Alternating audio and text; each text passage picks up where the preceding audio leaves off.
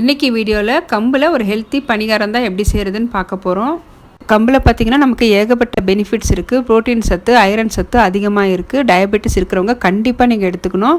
Diet maintain பண்ணுறவங்களுக்கு இது ஒரு நல்ல பிரேக்ஃபாஸ்ட்டாக இருக்கும். ஏதாவது லைட்டாக சாப்பிடணும்னு நினச்சிங்கன்னா நீங்கள் இந்த பிரேக்ஃபாஸ்ட்டை ட்ரை பண்ணுங்கள். இந்த பணிகாரம் சாப்பிட்றதுக்கு மேலே நல்ல கிறிஸ்பியாகவும் உள்ள நல்ல பஞ்சு மாதிரி சாஃப்டாக இருக்கும். இப்போ தான் நம்ம சேனலை ஃபஸ்ட் டைம் வாட்ச் பண்ணுறீங்கன்னா சித்ராஸ் குக்கிங் ஃபிஷ் சேனலை சப்ஸ்கிரைப் பண்ணிக்கோங்க. இப்போ வாங்க இந்த ரெசிபி எப்படி பண்ணுறதுன்னு நம்ம வீடியோக்குள்ளே போய் பார்த்துடலாம். இப்போ ஒரு மிக்சிங் பவுல் எடுத்திருக்கேன். 250 ml மெஷர்மெண்ட் உள்ள கப்பில் ஒரு கப் அளவுக்கு நான் கம்பு எடுத்திருக்கேன். இப்போ அதே கப்பில் ஒரு கப் அளவுக்கு இட்லி அரிசி எடுத்திருக்கேன். இப்போது தண்ணி விட்டு 4-5 தடவை நம்ம வாஷ் பண்ணி எடுத்துக்கலாம். கம்பில் ரொம்ப அழுக்கு இருக்கும். இப்போ நல்லா சுத்தமாக வாஷ் பண்ணி எடுத்தாச்சு. இப்போ நல்ல தண்ணி சேர்த்துட்டு ஒரு 7 to 8 மணி நேரம் ஊற வச்சுக்கலாம். கம்பு ஊறுறதுக்கு நமக்கு டைம் எடுக்கும். நல்லா ஊறட்டும். க்ளோஸ் பண்ணி வைக்கிறேன். இப்போது கம்பு அரிசி எடுத்து அதே கப்பில் 1/2 கப் அளவுக்கு வெள்ளை உளுந்து எடுத்துக்கிறேன். நீங்கள் கருப்பு உளுந்து கூட சேர்த்துக்கலாம். 1 டீஸ்பூன் அளவுக்கு வெந்தயம் சேர்த்துக்கிறேன். உளுந்து நமக்கு 1 மணி நேரம் மட்டும் ஊறினா போதும். அரிசியும் கம்பும் நமக்கு 8 மணி நேரம் நல்லா ஊறி இருக்குது. இப்போ நான் மிக்ஸி ஜாரில் சேர்த்துட்டு கொஞ்சம் கொஞ்சமாக அரைச்சி எடுத்துக்கிறேன். நீங்கள் கிரைண்டர்லேயும் அரைச்சி எடுத்துக்கலாம். ஃபஸ்ட்டு உளுந்து சேர்த்துட்டு நல்லா நைஸாக அரைச்சி எடுத்துக்கிறேன்.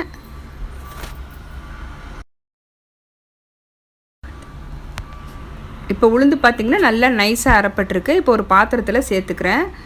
அடுத்தது நம்ம கம்பு அரிசி சேர்த்துக்கலாங்க. ஒரு 3 ட்ரிப்பாக நான் அரைச்சி எடுத்துக்கிறேன். ரொம்ப நைஸாக அரைக்காமல் கொரகொரப்பாக இந்த அளவுக்கு அரைச்சி எடுத்துக்கோங்க. இப்போ எல்லாமே அரைச்சி எடுத்தாச்சு. 1 ஸ்பூன் அளவுக்கு கல் உப்பு சேர்த்துட்டு நல்லா கை வச்சு நல்லா கலந்துக்கலாங்க 1 நிமிஷத்துக்கு. அப்போ தான் நமக்கு மாவு நல்லா புளிச்சு வரும்.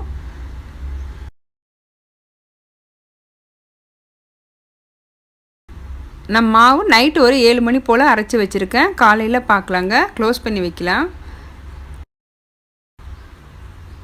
இப்போ மறுநாள் காலையில் பார்த்திங்கன்னா மாவு நல்லா பொங்கி வந்திருக்கு.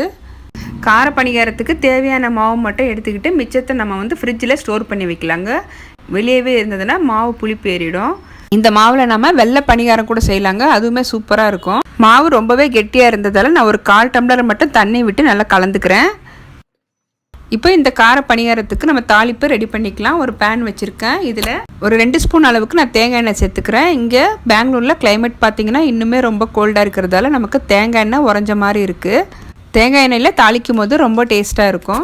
எண்ணெய் சூடானதும் 1 ஸ்பூன் அளவுக்கு கடுகு பொரிஞ்சதும் 1/2 ஸ்பூன் அளவுக்கு சீரகம், 3 டேபிள் ஸ்பூன் அளவுக்கு கடலைப்பருப்பும் உளுத்தம்பருப்பும் சேர்த்துக்கலாங்க. பருப்பு அதிகமாக சேர்க்கும் போது நமக்கு பணிகாரம் சாப்பிட்றதுக்கு ரொம்பவே டேஸ்ட்டாக இருக்கும். பருப்பு நல்லா ஃப்ரை ஆனதும் 2 பச்சை மிளகாய் பொடியை கட் பண்ணி சேர்த்துருக்கேன். 1 கொத்து கருவேப்பிலை சேர்த்துருக்கேன்.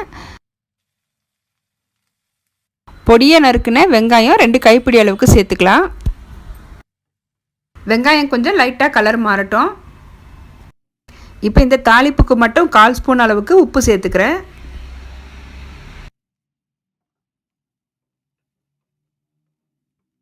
இப்போது லைட்டாக வெங்காயம் வதங்கினதும் கடைசியாக நான் ஒரு கைப்பிடி அளவுக்கு தேங்காய் துருவல் சேர்த்துக்கிறேன். லைட்டாக ஒரு தடவை கலந்துக்கலாம். கலந்துட்டு கொஞ்சம் நேரம் ஆறட்டும். ஆறுனதும் நம்ம மாவு கூட சேர்த்து மிக்ஸ் பண்ணிக்கலாம். இப்போது தாளிப்பு கொஞ்சம் லைட்டாக ஆறுனதும் நம்ம மாவு கூட சேர்த்து மிக்ஸ் பண்ணிக்கலாங்க. கடைசியாக ஒரு கைப்பிடி அளவுக்கு பொடியை நறுக்குன கொத்தமல்லி சேர்த்துக்கிறேன். இந்த மாவில் பொடியை நறுக்குன கேப்சிகமோ கேரட் துருவல் கூட சேர்த்துக்கலாங்க. அது இன்னுமே டேஸ்ட்டாக இருக்கும். இப்போ மாவு பார்த்திங்கன்னா இந்த பதத்தில் இருக்கணும். மாவு ரொம்பவும் தண்ணியாக இருந்ததுன்னா நமக்கு பணிகார கல்லிலிருந்து நமக்கு எடுக்க முடியாதுங்க. இந்த பதம் சரியாக இருக்குது. இப்போது பணிகார கல் வச்சுருக்கேன். நல்லா சூடாக இருக்குது. இப்போ எல்லா குழிலையும் நம்ம கொஞ்சம் எண்ணெய் சேர்த்துக்கலாம். எண்ணெய் சேர்த்துட்டு ஒரு பாதி குழி கரண்டி மட்டும் நம்ம மாவு சேர்த்துக்கலாங்க.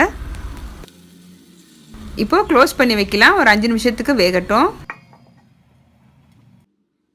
இப்போ மாவு பார்த்திங்கன்னா ஒரு பக்கம் நல்லா வெந்திருக்கு. இப்போ அடுத்த பக்கம் திருப்பிக்கலாம். மாவு பாருங்கள் நல்லா வெந்து கிறிஸ்பியாக வந்திருக்கு. நம்ம இதே அளவுகளோட சோள பணிகாரம் ராகி பணிகாரமும் செய்யலாங்க. இதே மெஷர்மெண்ட் வச்சு கண்டிப்பாக ஒரு தடவை மிஸ் பண்ணாமல் ட்ரை பண்ணி பாருங்கள். இப்போது கம்பு பணிகாரம் நல்லா சூப்பராக கிறிஸ்பியாக ரெடி ஆயிடுச்சுங்க. இப்போ ஒரு பிளேட்டுக்கு மாற்றிக்கிறேன்.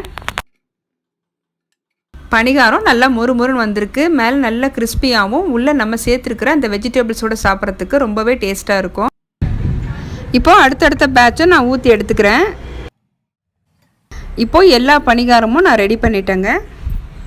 இரும்பு சத்து குறைபாடு இருக்கிறவங்க வாரத்தில் 2 முறையாவது கம்பு சேர்த்த உணவு அடிக்கடி எடுக்கும்போது ஐரன் லெவல் இம்ப்ரூவ் ஆகும்.